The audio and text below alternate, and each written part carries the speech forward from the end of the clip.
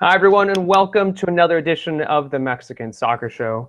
We're here to talk about Irving Lozano. We're here to talk about the Mexicans abroad, and of course, a little bit about the Liga MX as well. But before we get into that, let me introduce tonight's guest. Over in Guadalajara, we have Tom Marshall. Tom, how you doing, man? Yeah, I'm good. Yeah, bit of Atlas against Tijuana last Friday, and obviously the cup game, Clásico Tapatio, Chivas against Atlas coming up on the Wednesday. So keeping busy. Yeah, it's good stuff. Tom, it's Tijuana, not Tijuana. It's not a family. It's Tijuana, Tijuana, not Tijuana. Tijuana. We're gonna let Naib Moran over in Mexico City. How you doing, Naib? Not in Houston. You're Mexico City. Yeah. Mexico City right now, but my heart is in Houston. My heart is in Houston, because of the World Series over there, the second in the franchise history for the Astros. So it's been hectic combining those two, the baseball and the football. But yeah, there was a lot of games. In 7 days, it was crazy the amount of games we saw. And of course, another coach got fired already, with its general manager and administrative president as well. So they cleaned the house in Querétaro to this weekend, and we'll see what happens there with Querétaro, no? Yeah, and let's jump into today's big question, something that we asked online as well. So I'm going to go to what some of the fans have said on Twitter and also on YouTube. So here's a big question: is Hector Moreno the most important player for Mexico ahead of the World Cup? If not, who is it? Tom, is he the most important player for El Tri? Well, I think it depends how you take the question. Yeah. I mean, if you're talking about who's the best player right now, who's scoring goals, who's doing it, then no. But I take the question as, if that player wasn't there, who would step in and how would it affect the team? And so for that reason, I'm going to say yes. I'm going to say Hector Moreno is the most important player for Mexico, because there's nobody who can replace him, especially when you take in consideration that Juan Carlos Osorio wants a left-footed centre back, on the left, and the next in line is Alanis, and that is a big drop. I'd say the second most important is possibly Herrera. I think he just plays such a crucial role in this team. He can play as the holding midfielder or in front on the right side of the midfield three. And then I'd say Chicharito, because from my point of view, this is Mexico's highest ever goal scorer. He's the only Mexican player in the Premier League. He's proved it in Spain, in England, in Germany. And I think that it's a drop down to Raul Jimenez, and I think it's a drop down to Oribe Peralta. I really do. And I think if Chicharito comes into a World Cup on one of those scoring streaks, then Mexico's chances just increase, exponentially. Yeah, definitely agree with you there. Naib, same question. Is Moreno at the top of that list for you? No, I think when you have to look at what's the current moment right now, or what's going on, I mean, you see Moreno and he's playing at Roma. He's probably the player that is playing at, the toppest club right now in Europe. And, even though it hasn't worked out as he would have liked, that right away he was going to be a starter, he's advancing, he's making little steps. But I think I will go with Guardado as the most important one. I think what he's been able to do since last World Cup has been amazing. I think what he did in PSV, dominating in the midfield and being, even the player of the league, and now coming to Betis, where it's not a team that it's on the top tier of the league, and Betis is up there because, Guardado has 6 assists so quickly in La Liga. And I think when you have that type of player, and of course it seems that after Marquez, the captain is Guardado, no? I think you want your captain, because right now it looks like Rafa might not go to the World Cup, to be in this shape, I'm playing at this high level. I mean, I think so far we're gonna delve into it, but I think Chucky and Guardado are the players that have clearly excelled so far in the new season. Yeah, I would agree with both of you. Mine's a little bit of a mixture of the two. I would say Moreno is number one, just because, like Tom said, without Moreno in that defense, I would just be extremely worried about that back line. Like, regardless of any backup right there, I would just be very, very worried for El Tri. So I think he's really significant for the national team. And then, Guardado's number two for me, for reasons that Naib just mentioned. Yeah, right now he's leading assist right now in La Liga. I know it's early on in the season, but it's still quite impressive to see him doing that. And then number three, Chicharito. I mean, there's a long list of reasons why Chicharito is a key player for Mexico, but just for the most pure, simple reason is that he finds the back of the net, and so far he's the Mexican player who's been able to do that more often than any other for the national team. All right, guys, let's see what some people said on the chat. Rudy Morales said, I'd say Tecatito or Lozano. Mexico needs someone who's a difference maker on the attack. At T-Shirt Tech said, definitely Moreno. That defense is our biggest concern. Soccer Nerds has said, for me, it's Hector Herrera, and I think for Osorio as well. Yeah, no, that's definitely true with the amount of minutes that he's gotten. And then we have from Thomas Dunmore, he said, unless they strengthen their defense, Chucky's goals and talent will count for nothing. All right, guys, let's go back to Moreno. I mean, they're all valid as well. I mean, you know, it is it's subjective, and it depends how you view the question as well. Yeah, you know what I mean? All of the answers are valid. The one that answered Tecatito has also some good arguments. I think Tecatito during the Osorio era has been that player that has been significant in the goal scoring department.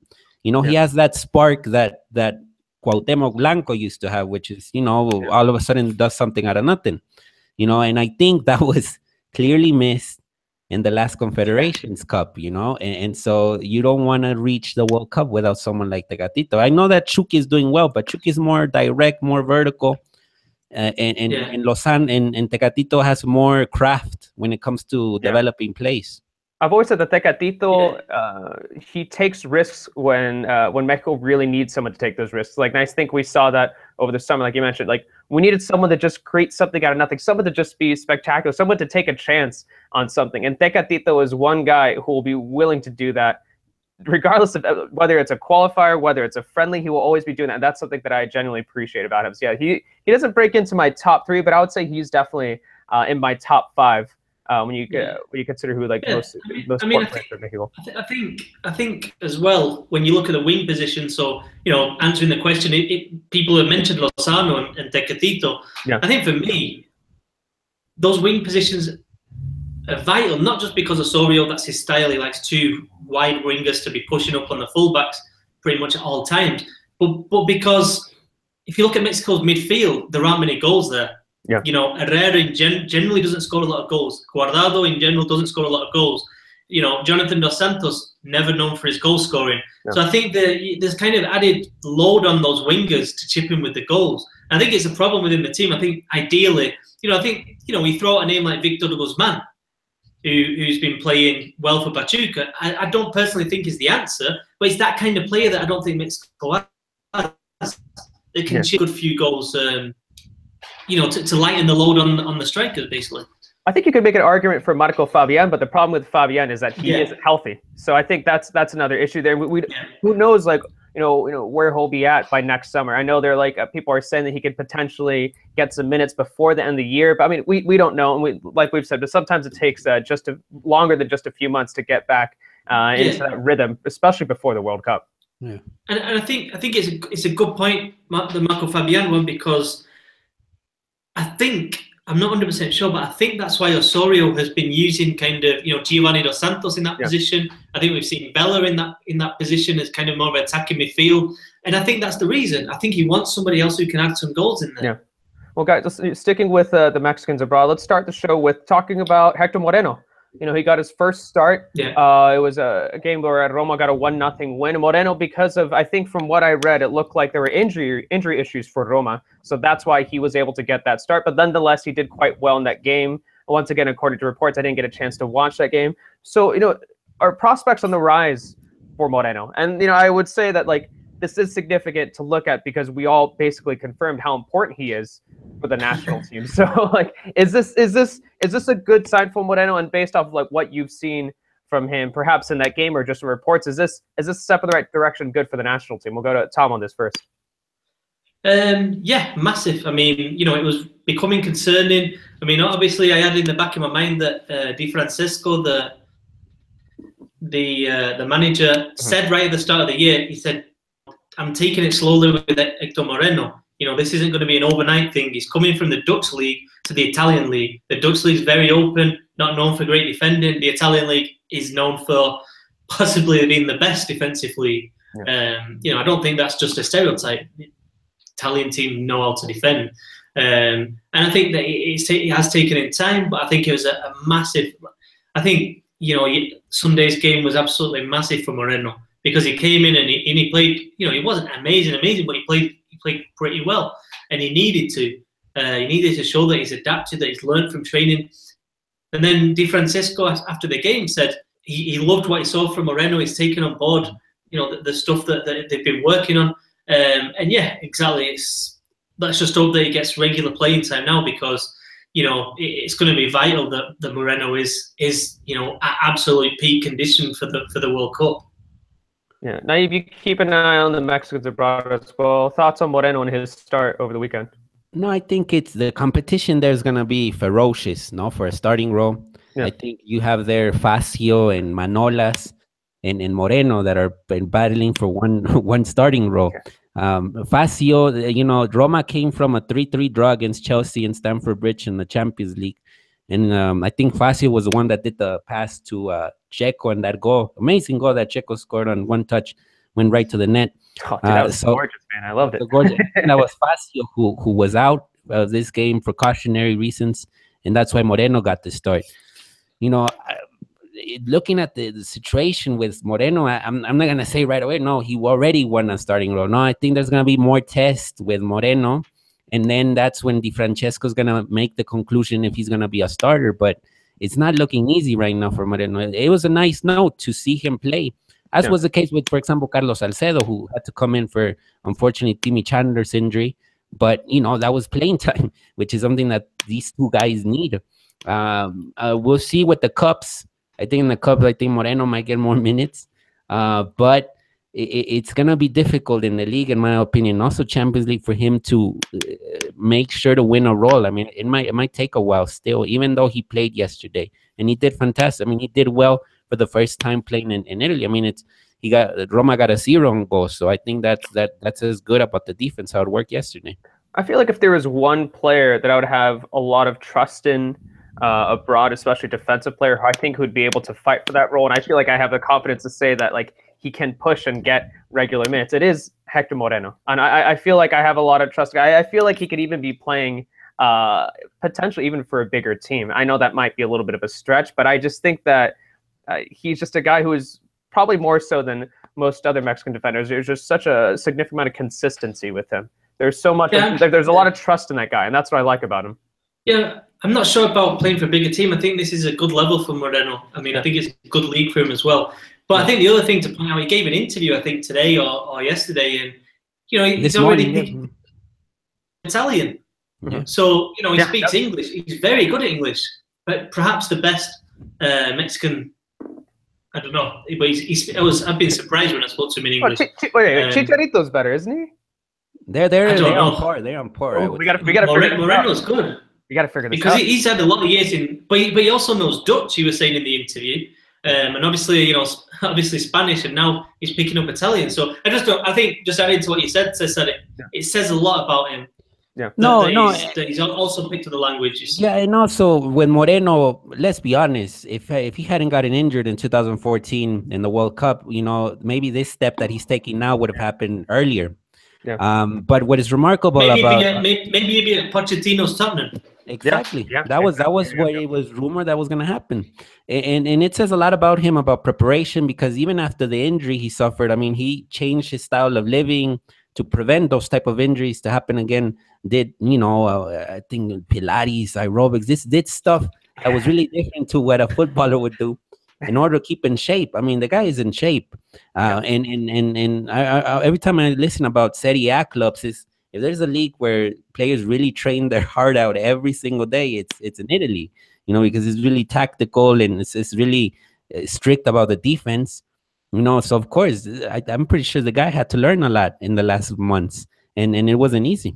Yeah. But yeah, I mean, I think it's like more of a zonal marking as well compared to the. Yeah. I think Moreno said in the same interview he was used to kind of getting his player and kind of marking that player, and now in this system with Roma, he's had to adapt, and he said I think he admitted it's been difficult. I mean, it's going to be difficult. I mean, he's still trying to make that transition. This is his first little foray into Italy, but he's already speaking. Yeah, I saw that. I saw it on Instagram actually, and I was quite impressed at how good his Italian was. But yeah, it says so much about his professionalism. And just speaking about the Mexicans abroad, I want to go through the major players. I think I have a list of about 13 players here. What I want to do here is I want us all. We're going to go through the players individually. The first one we're going to go through is Chucky Lozano. I want us all to give a rating out of 10. Not a grade from A, B, C, D, and F, because I was talking to Tom beforehand. There was some confusion. I don't know if that was an American thing or not, but, but if you give a rating out of 10, I want you guys to talk about your initial expectations regarding this player and whether they have reached those expectations. So let's start with Irving Lozano. Tom, give us a rating out of 10. What would you give Chucky? Yeah, I'd give it 9 out of 10. I don't think he could have done too much more. Apart from leading goal scorer. I mean, yeah, there's nothing you can say. He's gone into a new country, new language, new culture of coaching, of going to training, and he's adapted absolutely amazingly well. I think you have to give a lot of credit to PSV as well, because I know that they've gone to extreme lengths to kind of make him feel comfortable at the club. And so yeah, I'd say Chucky, 9 out of 10. He's exceeded what I thought he would do, to be honest. Naib, same thing. Out of 10 expectations, and whether he's reached those expectations. No, 9 out of 10, like Tom says. I mean, I think we talked a lot about it in this show. When he was in Liga MX, it was kind of getting too small for him. He needed to leave. He needed to leave and try something new. And over there in Eredivisie, with PSV, they're going to compete for the title, and he's going to be a main reason why they're going to compete for the title.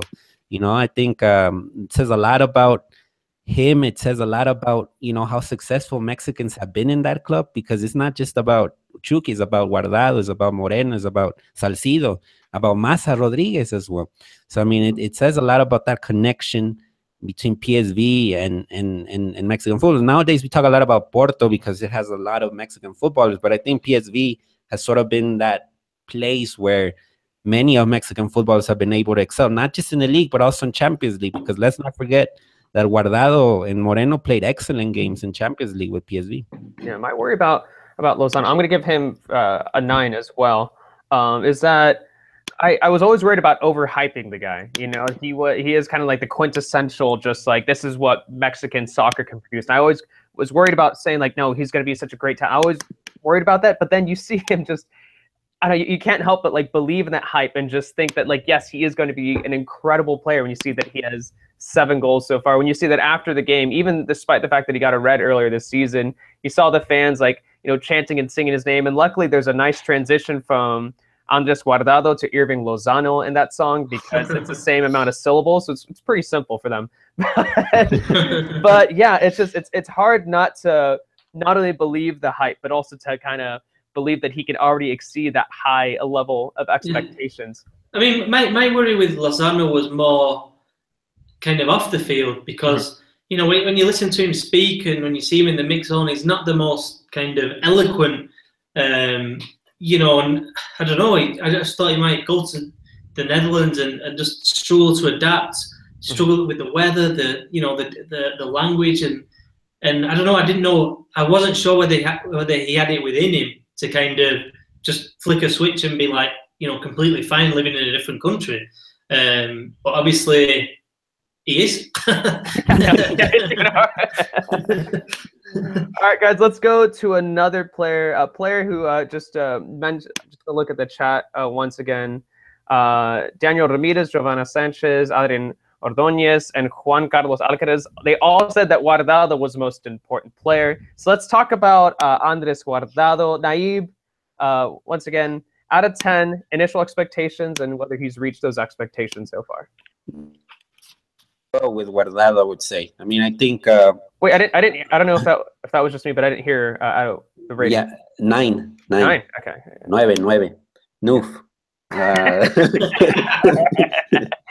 No. I think what's special about Guardado is just how he decided to come back to La Liga in a part of his career where he could have done something else.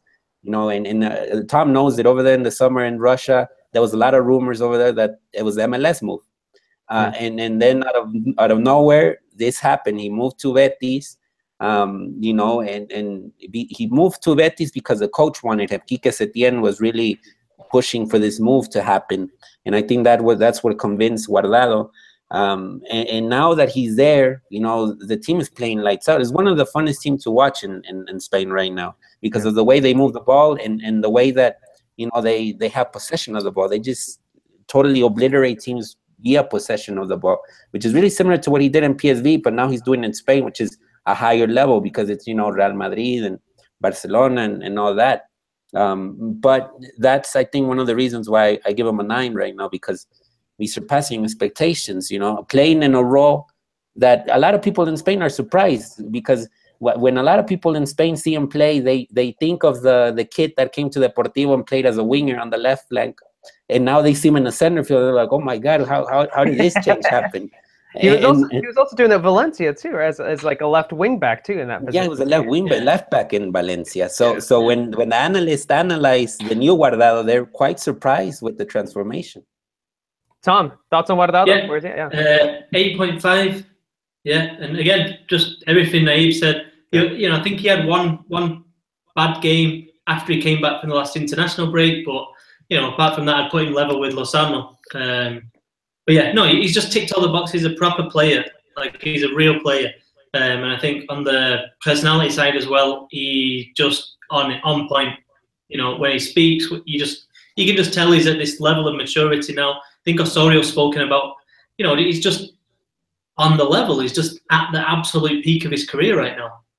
And I think one thing that I was worried about was when you saw, because I didn't know much about Betis, you know, going into this season. You know, I knew some very, very, you know, small things about the club, but just not enough to really know where they would land or could really predict where they were going to land La Liga table. But it seems like in general that Betis has exceeded those expectations, the same way that it seems that Guardado is exceeding those expectations as well, and that they're pushing for a Europa League spot. You can even say they might even be pushing for a Champions League spot. That'd be a little crazy, but they're doing quite well, and that is really nice to see. And like that tweet I sent out the other day, I know it's early on in the season, but it's very, very cool. I guess it's really cool as a Mexico fan, as someone who really appreciates Guardado. Guardado is probably one of my favorite players from the national team. To see him leading the league, to leading La Liga. I know it's early, but leading La Liga in assists, that's really important. That's so important before World Cup to see our captain. Like Naib said, it's probably not going to be Rafa, so it's probably going to be Guardado doing this. So it's so important to see him doing that. Yeah, and real quick with Betis, it's not about, you know, Joel Campbell, the Costa Rican, he's actually in the team as well. And, you know, he went through adaptation period with the team. And, you know, he's played in the last 2 games. He looked fantastic. I mean, I think that partnership with Guardado and Joel Campbell has a lot to give for the team. He scored in the 6-3 match, right? Yeah, he came off the bench and scored right away. Yeah. I completely lost track of who was scoring what in that game just because there were so many goals in the last 10 minutes. All right, let's talk about the one player that I'm guessing a lot of people really want us to talk about, Chicharito. Tom, where's Chicharito at out of 10? Expectations, has he reached them? I think we all know where you're going with this, but it's a difficult one. I'd say I'm going to go with 6. I'll go 6. I mean, you know, at the end of the day, it's been a poor season for West Ham. I think Chicharito has not been involved in the play, not just the goals, forget the goals, but I don't think he's been involved in the play as much as he'd like to have been. I think the team's still getting used to him. I don't see a clear identity about the team. I don't see how they want to play. You know what I mean? Like 1 minute Andy Carroll's there, and obviously it's much more direct football. And then they've got other players like Lanzini and other players who are good on the ball and can play. And so I think there's a bit of a crisis of identity in Bilic's West Ham. I think Chicharito, you know, he's worked hard. He's scored a few goals. He's starting every week. So on that side, you know, that is the positive. The negative is, you know, what I said before. That's why I'm going for I'd go 5 or 6, but I'll go for 6 because he is starting. Yeah, and it seems like they've switched to a few different formations as well, which doesn't exactly help. Naid, thoughts on Chicharito? No, I go somewhere around, like Tom said, I mean, 6.5, 7, you know, because of the goals. Unfortunately, the goals that... 7 feels high to me. Sorry, do your thing. Unfortunately, I mean, he scored 3 goals. To score goals in West Ham is not going to be easy. I mean, I think if he's scoring with the team, I think it's a positive in that sense. However, since the defeat against Tottenham, I think it's been a drop. There's been a drop that it's noticeable in the team. But look, it's complicated. I mean, it's really complicated because this team does look like it can be relegated if it continues on this trend. That it's just not getting the results. It's getting draws. As valuable points. It's not as easy as it looks. I mean, it's a descent from what he's used to as well. I mean, even because Bayer Leverkusen had its terrible season last season, but it had a style that was kind of good for his game. Yeah. West Ham, like Tom says, I mean, you don't even know what they're playing sometimes. It's just long balls. Adrian Ordonez on the chat says Bilic needs to get fired already so Chicharito can be played properly. You've got to try to not score with him on your. You've got to try to not score with him on your team, and we'll see. It looks like he might be fired soon, right? That's what I'm assuming. I saw someone, some sort of report, something online saying that they're going to give Bilic 2 more games to basically save his job, and then we'll see what happens after that. But it's that 3-0 loss over the weekend. I watched it and it was pretty depressing. It was very, very depressing. And I mean, I'm going to give Chicharito a 6 here, but it's a 6 recognizing that team has played really horribly, and it was just awful to see. And like Naive said, they're at this point, if nothing changes, they're going to be fighting relegation. All right, guys. No, definitely, yeah. I mean, Tom, you saying that's basically that's a summary of how West Ham has been so far this season. Just kind of like. Yeah, it's not been good. It's not been good. Yeah. All right, guys, let's talk about next up on the list, Godinho. We're going to go to Naive on this. Naive, thoughts on Godinho so far? No, well, I think it's hard to give him a grade, because it just happened this week. I mean, the start and how he came in because of the injured player. Let's wait and see what happens in other games. I think that's a process that is just barely starting. I mean, Godinho already has first division experience. He had it in Portugal briefly over there, with a team that wasn't that good, but he still got those minutes. Now, let's see. I think when you judge, I mean, I think it will be great to see him continue getting these Champions League minutes, and as much as if he keeps getting those, I mean, those do grow your game, because it's not common to see, he's so young still, and I think it's great for him. I mean, I don't think he needs to play more to get a grade, but the only thing I would say is that this is a massive couple of months for him now, for his whole career, because if he does things really well in both the league and in the Champions League, it's going to give him a platform. It's going to give him a window to be seen, all over Europe. And I think it can give him the confidence. But if it goes the other way, then it's difficult. You go back to Porto and then you basically regroup and start again, if you know what I mean. Although there was a rumor that Chivas, he could end up at Chivas. Really? Just throw out. Well, he's from Guadalajara, isn't he? So that might. Guadalajara, and it looks like Cota is going to go back to Pachuca, unless Chivas pay a lot of money. So there we go. All right, guys. Well, let's continue going through this list. I'm realizing that we're going pretty slow here, so the show's going to last 3 hours if we continue. All right, guys. So really quickly, so just give us out of 10, and basically, out of 10, where they're at so far, and whether they've exceeded expectations. Tom, speaking of Porto, let's talk about Hector Herrera. Herrera, 5.5. I mean, he's played less than half the minutes in the league. And I don't. He's 27 years old in the peak of his career. He needs to be doing more than that. So I'll go 5. I mean, but I've actually liked what I've seen of him of late. I think he's played a couple of decent games, and he's played okay for Mexico as well. Naib, Hector Herrera. 6. I'll give him a 6. I mean, I think it's a work in progress. They haven't. The good thing is that Porto is up there on the table. They haven't lost a league game so far. And that's positive to see because that's kind of the thing that it's in them is they haven't won a league, with this Mexican, legion in Porto, because the Colombian legion did get the league championship, where it was James, Falcao. So it'd be nice for them, even if they don't do that well in Champions League. I think focusing on the league and winning it would be huge for their confidence. Yeah. definitely a possibility. And I think just because he's getting more regular minutes again, I would give him a 6.5. Still sticking with Porto. Naive, let's talk about Tecatito. Where is that Tecatito at for you right now? I would say 6 as well, because he hasn't started as of late that many games. I mean, I think he had like 3 games that he didn't start. He didn't start that game against Sporting, which is, an important game in the league, a Clásico basically. So that kind of was a letdown because, he wasn't going through his best shape. Yesterday he played, he got a goal and an assist, but it wasn't, a competitive opponent. But, like I said, he's rotating, the coach Conceição's rotating the lineup a lot. He's having different lineups in league and Champions League, and I'm pretty sure that Corona is still well respected in the club, with what he can do. No, most definitely. Tom, Tecatito. Yeah, I'll go for 6, but I do want to see more from him. Yeah. I think he started one of the 3 Champions League games. I mean, that's at the end of the day. That's what matters for this. I know that obviously the title does, but the biggest games are in the Champions League, and for him to start just one, he's only played 79 minutes in the Champions League. He's 24 years old now. I know it sounds harsh, but it's time to start asking a little bit more of Tecatito. Yep. We know he's capable of it. 2 goals in 7 starts in the league as well. I mean, it's not bad, but then.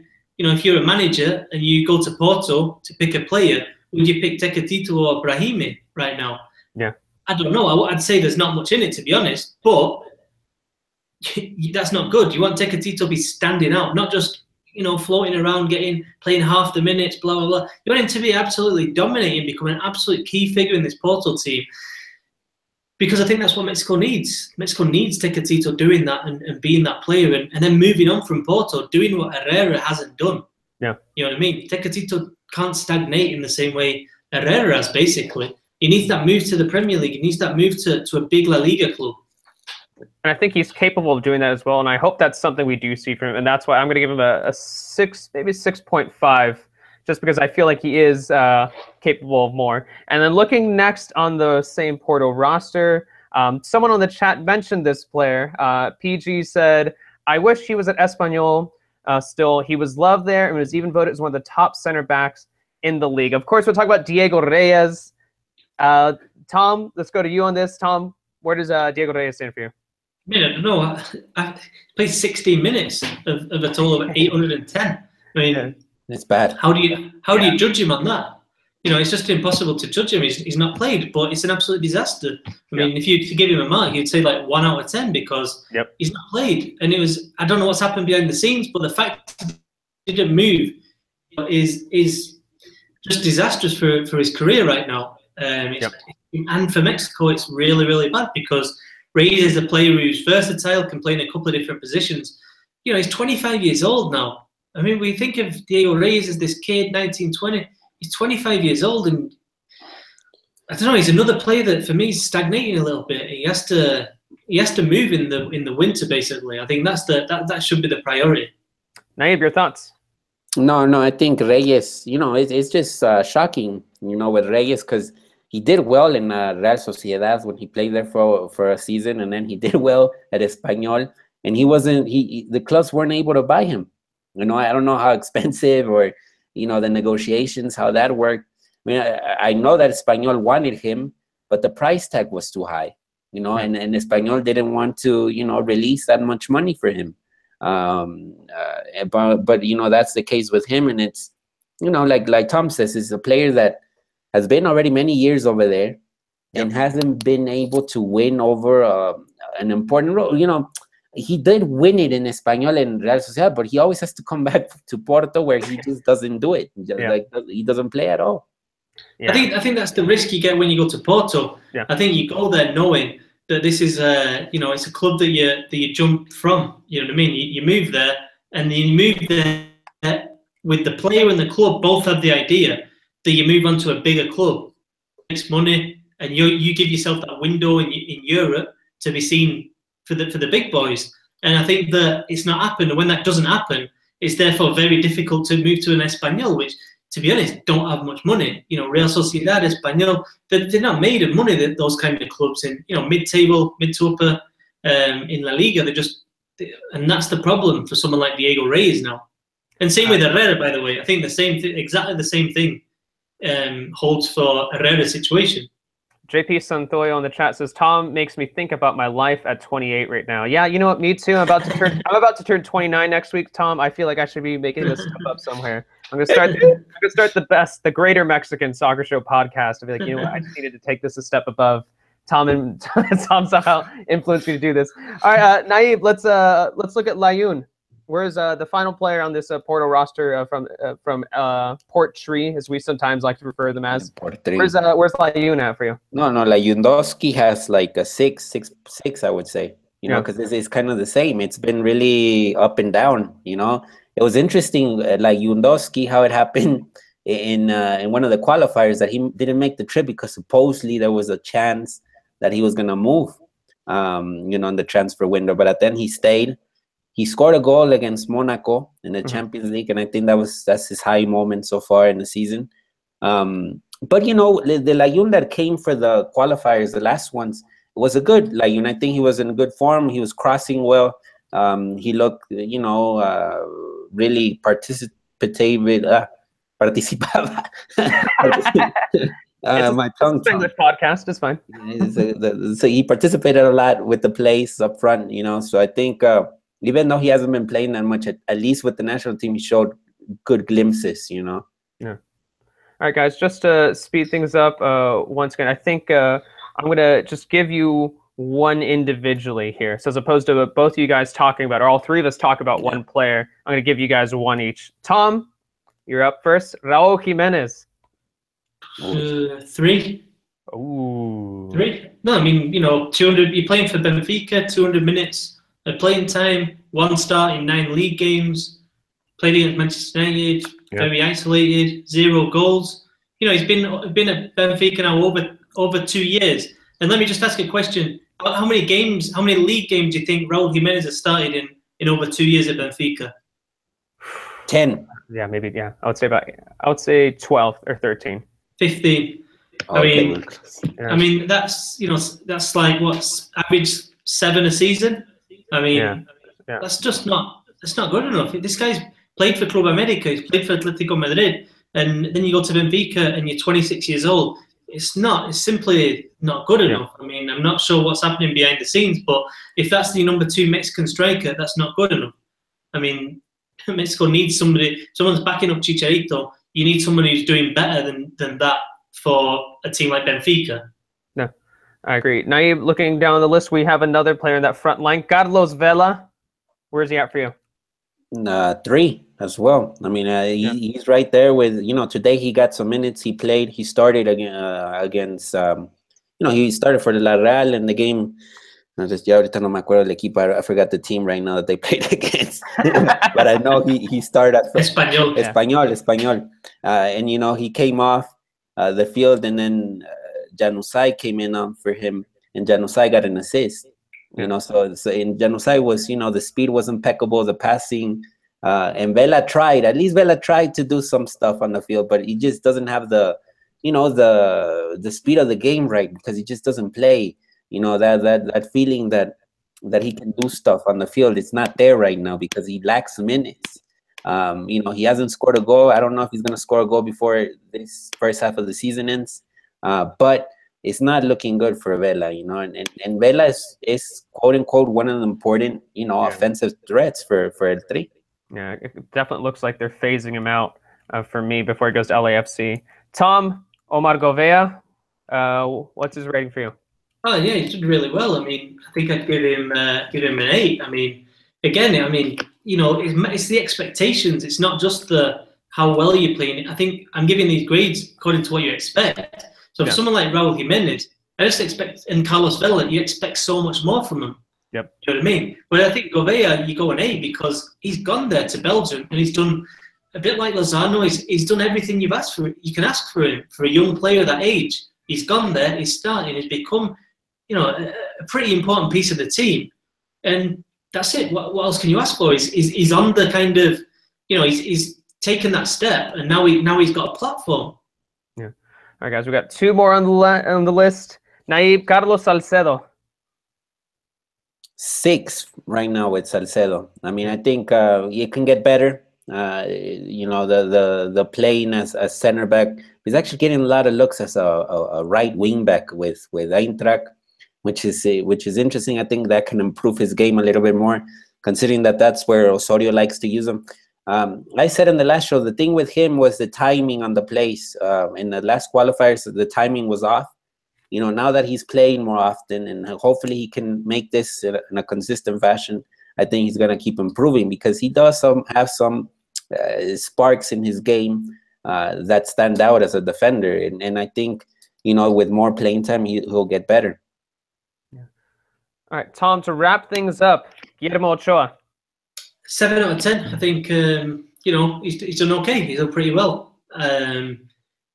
You know, it's not the most exciting move to, you know, to the Belgian league, but he's starting every week. And at the end of the day, after what Ochoa's gone through the last few years, I think that's the number one thing. So, and I think he's played fairly well. I mean, I think there've been 1 or 2 little mistakes, but if you're looking towards the World Cup, you want Ochoa playing and starting, and that's what we're getting this season. So, you know, I'd give him a 7.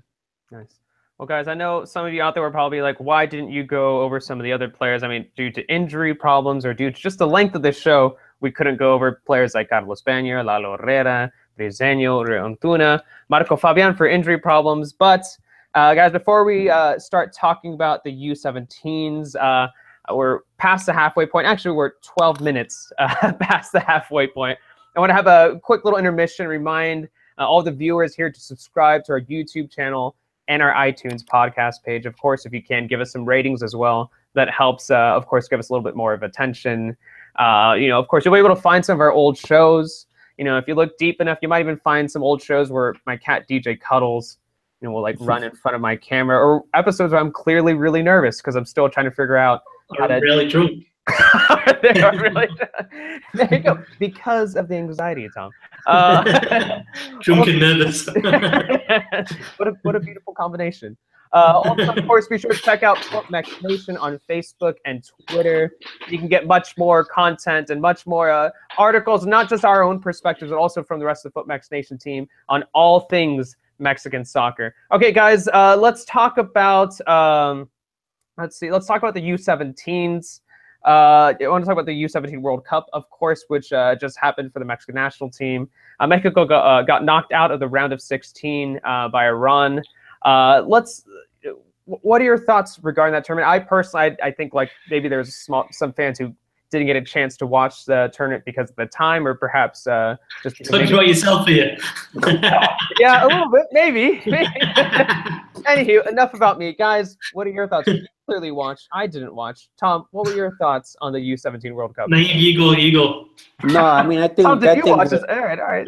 Go to night first. No. I think for the expectations at the U17 level, it's gotten to a point where, you know, the team has to either reach the semis, or the worst can be a quarterfinal, but not round of 16. But, you know, I think what happened with this team, it just never kind of got the style going. It never really got the idea of how to play the game, you know, and a lot of the plays were relying too much on one player, you know, which was Diego Lainez. He just was like a magnet that attracted everything. But with that being said, you know, it's a project that we'll see exactly how everything turns out in 2019 when they play in the U20 World Cup, and see how many of these players move on to that level, and if there can be significant improvements, you know, because this U20 generation in the 2017 World Cup reached the quarterfinals, and I think that's a good result for a U20 level, you know. But I think for the expectations that these U17s have already sort of given us, it was really low. It was poor. It was a poor performance, because we're used to seeing the Mexico national team at least reach, you know, the semis, or, you know, at worst case scenario, the quarterfinals. Yeah, I mean, for me, you know, obviously the result of a tournament like this, you know, it does hold some importance, but it's not the end of it's not the be all and end all. Exactly. Having said that, I was disappointed on both the collective and the individual level, because Lainez was obviously good. You can tell he's a player that has got real quality. But then you look at some of the other teams and you compare them to the rest of the Mexican players, and I don't see any other. Just off that tournament, I didn't see any other outstanding player. Like I saw one or two, like Alexi Gutierrez, I quite liked. Jairo Torres has got something. Obviously, Roberto de la Rosa has got a bit of something, but they didn't step up. They really didn't show themselves at all. And then, I look at a team like England, who Mexico played in the group stage, or Brazil, and you look at some of the individuals, forget the collective and the results. You look at some of those individuals that England have and compare them to Lainez, and you think, okay, there's not a massive difference, but England have got 4 or 5 of those absolutely outstanding players there. You know what I mean? That you just take straight away. They're playing for Man City, Borussia Dortmund, Man United. And then I look at the Mexican players, and I honestly do find it a bit concerning from the youth production level. I don't want to go read too deeply into it, but I don't know. I just wonder if Mexico, especially after 2011, kind of took the foot off the gas a little bit. We know 10, 15 years ago, there's a lot of money pumped in to youth production, and I'm just not sure. Going back 4 years as well to when Mexico almost didn't make the World Cup, it was kind of almost, forget it, we're there now, it's fine. I just worry slightly with all these rules now in the Liga MX and fewer Mexican players playing. I don't know. I honestly think it's slightly concerning for the future of the national team. Naive, keeping that in mind, were there any other players that stood out to you other than Lainez? No, I think, I like what I saw from. It was tough. It was tough to tell you. It was not easy for the eye because it looked so bad. There was clumsy mistakes. I think the goalkeeper. Yeah, there was clumsy mistakes in the back. But look, it's interesting what Tom says about the situation of the process. In 2000, the recent Olympics, the team didn't even make it out of the group stage, and look how good that team was. Yeah. What was the problem there? Was it a player problem? Was it a coaching problem? It lies the question, and because Mexico with that generation that I had in the Olympics, it shouldn't have missed out from knockout rounds. It was so talented. Of course, the injury that Pizarro had and the one that Oribe Peralta had hindered a little bit the chances. But, how can you depend on Peralta and one Olympic in 2012 and 4 years later, you're still depending on Peralta, which is really crazy. But that's Mexico right there. It's this idea. I think the main deficiency with Mexico in all levels is the forward position. When you see U17, when you see U20, it's so alarming. It's like you notice it right away that there's a scoring problem, and I don't know if it's because in Mexico the formative years of the striker are not well enough, or of course there's the saying that it's lack of opportunities. Because of the fact that many of the foreigners that come to Mexico are forwards. But, it's really alarming, that situation, in my opinion, right now, that you're starting to see this lack of scoring options, and it's going to get worse as the years go by. If you're seeing in U17 that, like, De La Rosa did so well in the qualifiers, but then the World Cup came along and he didn't do much, then there's something wrong there. Lopez as well. Yeah, and Lopez. Yeah, but my question, obviously after, being here and covering the game for going on 9 years now, it's not just about the under-17s. It's from the very, very grassroots level. I'm not sure the scouting networks are there. I'm not sure the way the clubs are recruiting players are there from an early age. It's more like put an announcement out, and then some of the players will see that and come along, rather than having kind of structured leagues all over. You know what I mean? That scouts can go and see, literally 6, 7-year-olds. I don't know. Obviously, it's something it's difficult to go into right now. But it's also, this is a nation of what is it, 130 million population. Yeah. Mm-hmm. And I don't think there's enough elite academies around the country. You look at Mexico City, the population of that place, and then you've got like Pumas, Cruz Azul, and America, and then you compare that to Buenos Aires. And Buenos Aires, on every neighborhood, you've got a club, and it's got youth systems, and the dedicated to producing the talent, and then they get the get the talent into the teams as well. Yeah, I'm just kind of thinking about all this right now. Yeah, but and I'm just wondering.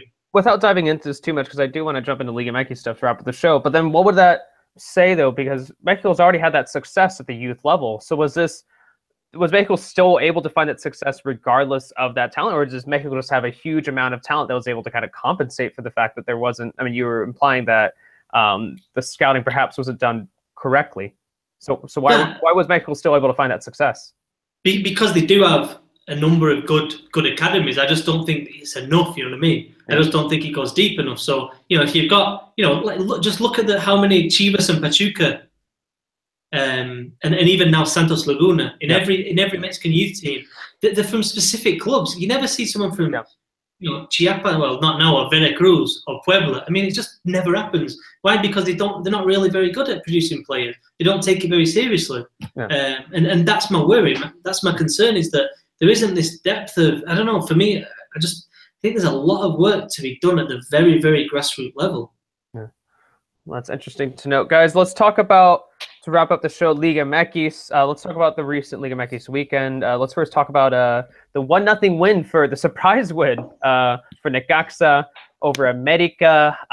Should we be taking Necaxa, this team who's now in the top 8, should we be taking them more seriously? This is something that we talk about in the show. Maybe it's something that people aren't talking about enough in the Mexican soccer world, but are they true playoff-worthy team? Hey. No, I think it's really similar to the style that they had with Poncho Sosa, and how successful they were. Of course, nowadays they don't have Edson Puch, but, they got a couple of players there that are interesting, and they can get you on the counter. And that's what happened against America. America, they wasn't able to control that play that led to the goal, the winning goal. But, it's a Nacho Ambriz style, well seated at the back. Make sure to penetrate in those spaces that the opponent needs, and then you can get some goals. But it's looking really similar to the Sosa case, and with that style, they reached the semis. Yeah. So they could possibly do that again. And they got a great goalkeeper in Barovero. I mean, that gives you an advantage in Liguilla to have a goalkeeper of that caliber. Yeah, a goalkeeper in an organized side can get you quite far in the playoffs. Tom, your thoughts on Necaxa? Yeah, no, I mean, I think Lichnowsky has been one of the best signings of the offseason.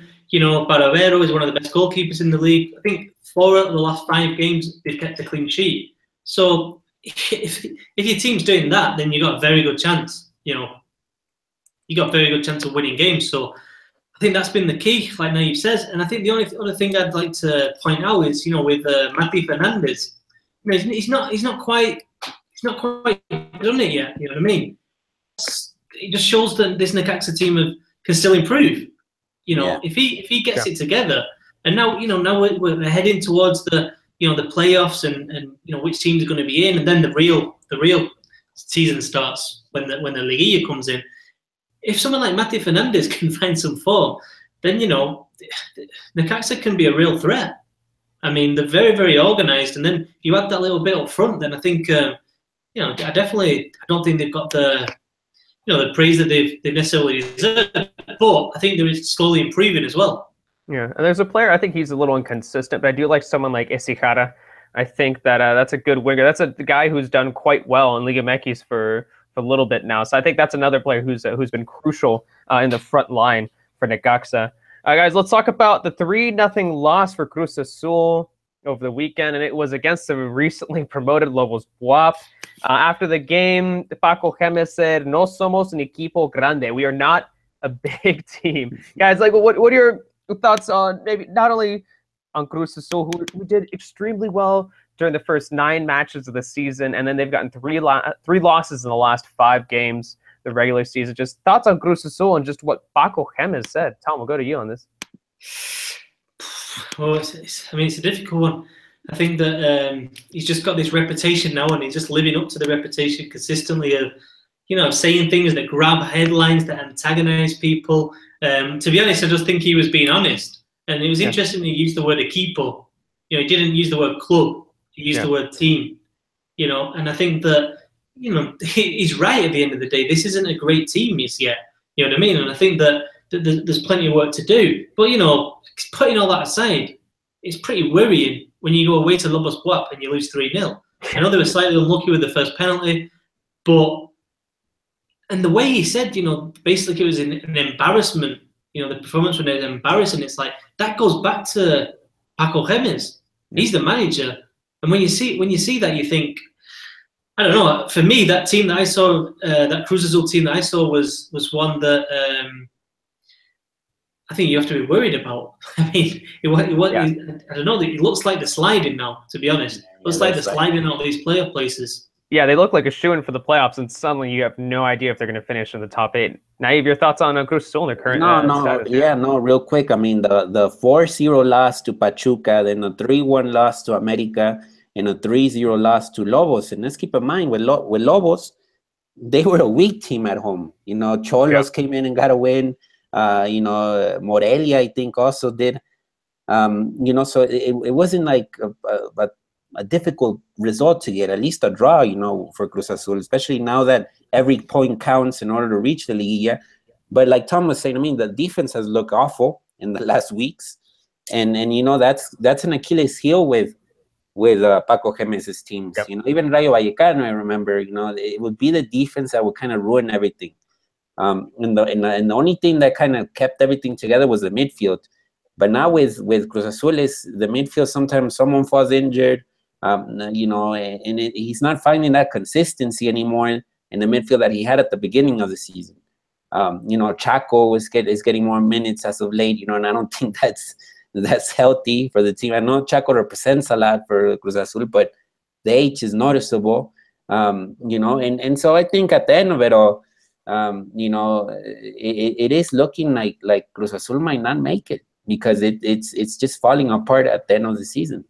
Yeah, it's really crucial to be getting that momentum at the end of the season. Tom, you're saying? And they're playing Tigres. They're playing Tigres on Saturday. Yeah, no, it's a bit of a shame as well. In terms of a storyline, it's amazing. I mean, Paco Gémez is brilliant. I love it. You know what I mean? He's always coming out with things, and the team, I think, it's not boring to watch, Yeah. But at the end of the day, it is about results, and they're a mid-table team now.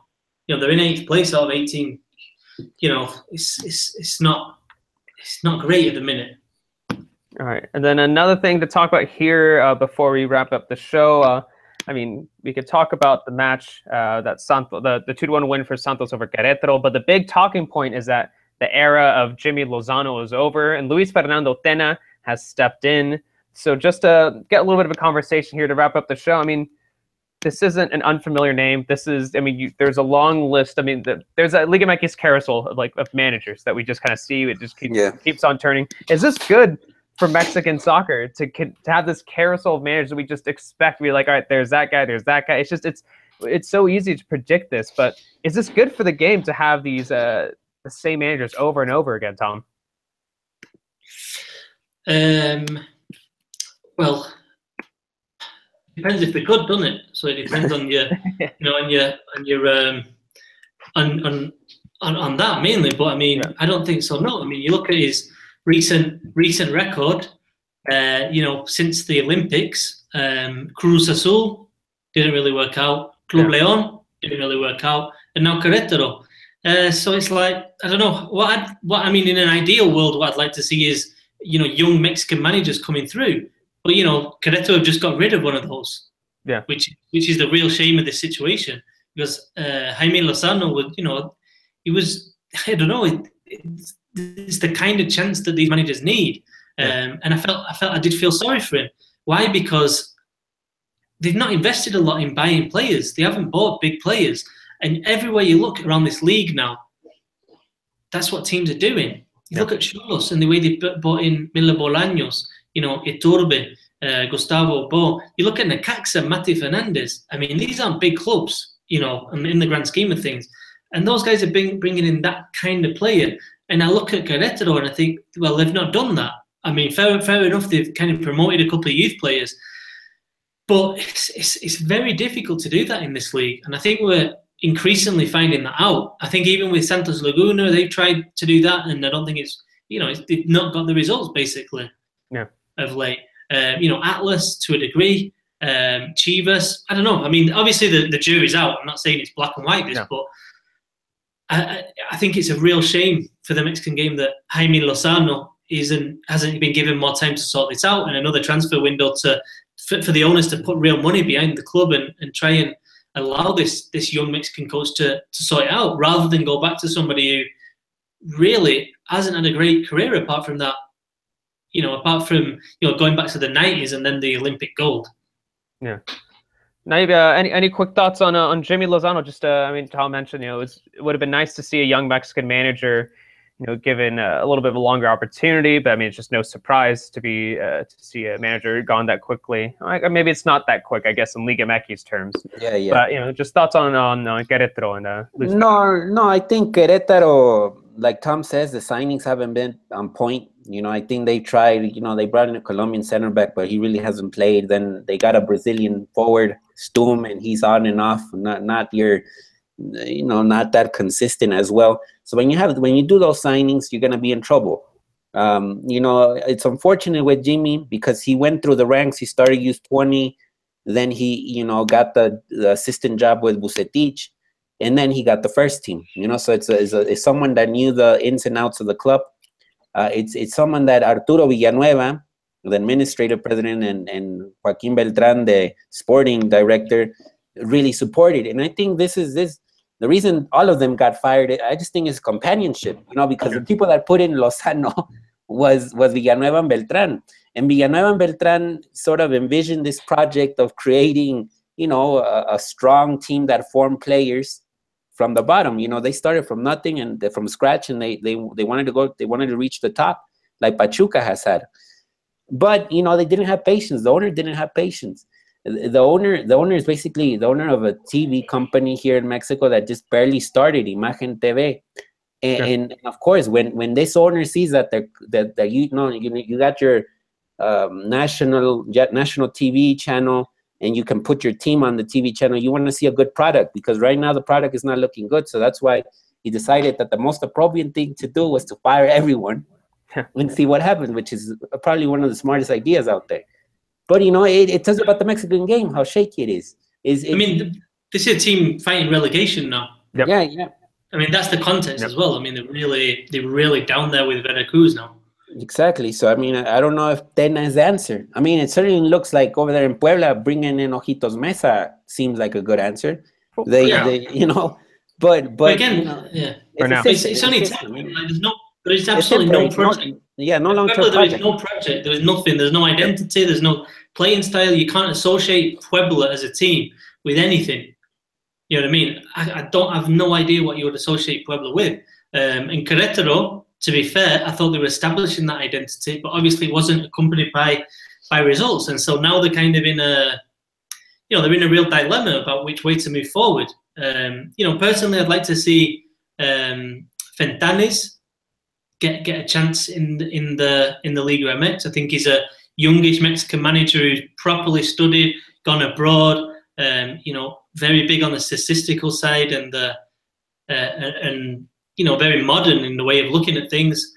But there we go. It's the same names once again being thrown around for these positions, which is Gutierrez recently got fired in Atlante. Yep, recently got fired. He's available. Exactly. Yep. Yeah. Well, guys, we could talk about Liga MX and Mexican soccer, obviously, for a while, but it's been over an hour now. That's it for now. We're wrapping up the show. I want to do a quick plug-in for the Xolos podcast that I'm doing with Soccer Nation.